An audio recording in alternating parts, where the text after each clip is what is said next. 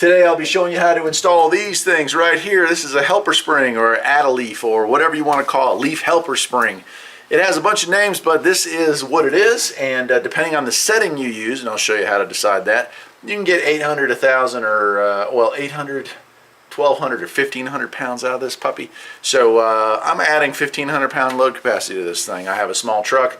It's like basically a quarter-ton truck, and I want to upgrade that so I can haul heavier loads.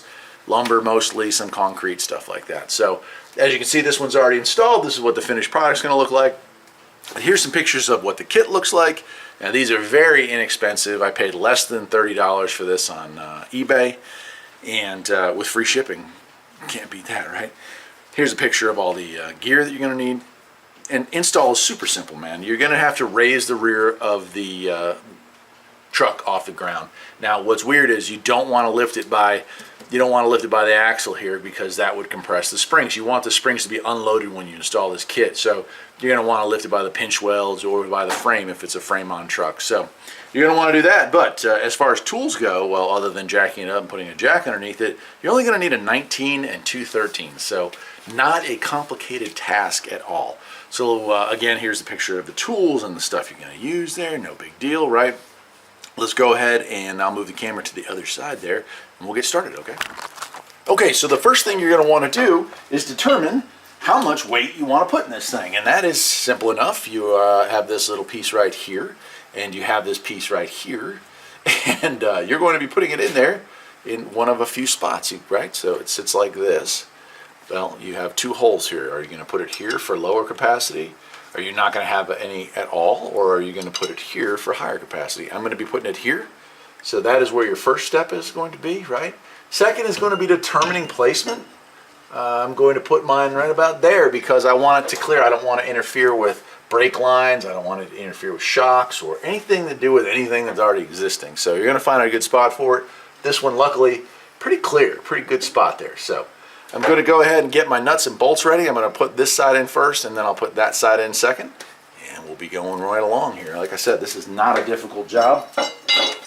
Okay, so what I've done here is I've got my bolt. I've started that just a little bit with the nut. Got my second nut. These two are going to lock together, and I'm going to put that in there on the other side. I've got my little pin in place here. I'm going to put it into roughly the position I want it, and I'm going to slide that up through there.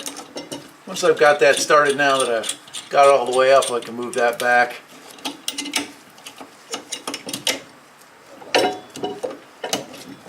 That's that. We're just going to get that started. We're not really going to mess with that yet because we're going to make sure that all of our stuff is centered and whatnot. But that's a good place for it. So go ahead and get that going like that.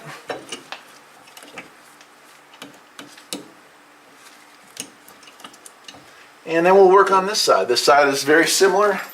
We've got our big U-bolt and our bracket. We're going to go ahead and take the nuts and washers and stuff off of it. And then we've got our big plate here. We're going to slide that right through the divot here, like so.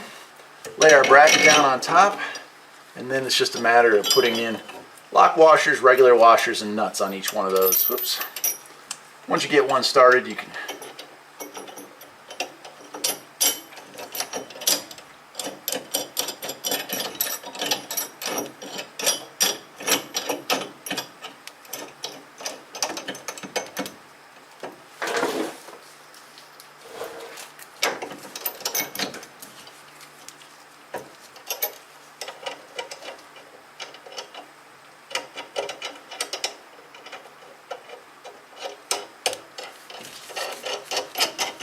some of the many uses you can use this for. What if I wanted to put a camper on this thing? If I want to put a slide-in camper, helper springs like this would be perfect for that. If I want to haul heavier loads, perfect for that as well. Also, ride height, you can raise it up about 1.5 inches at full height like this. Now it is going to give a stiffer ride, a harsher ride, because, well, especially if it's unloaded. But if you're going to put, 800 or 900 pounds in this thing on a regular basis, it'd probably feel about like stock.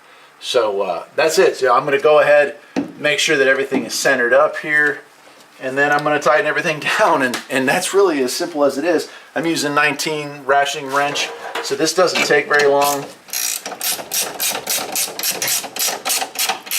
Just going to go back and forth and tighten these down.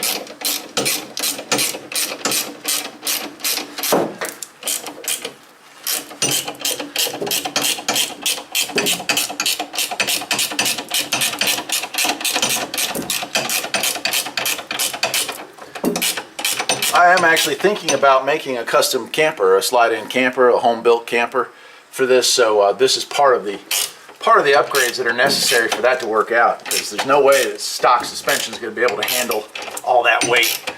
This ought to help greatly with that.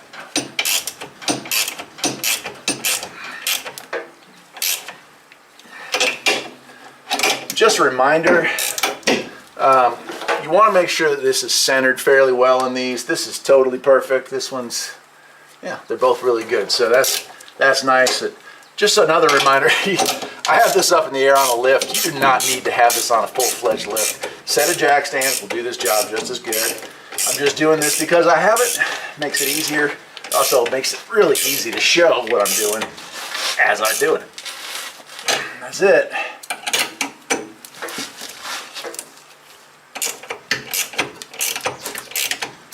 Once that's tightened down, we're going to move to this. Now, this is not, that's probably 1.75 inches maybe.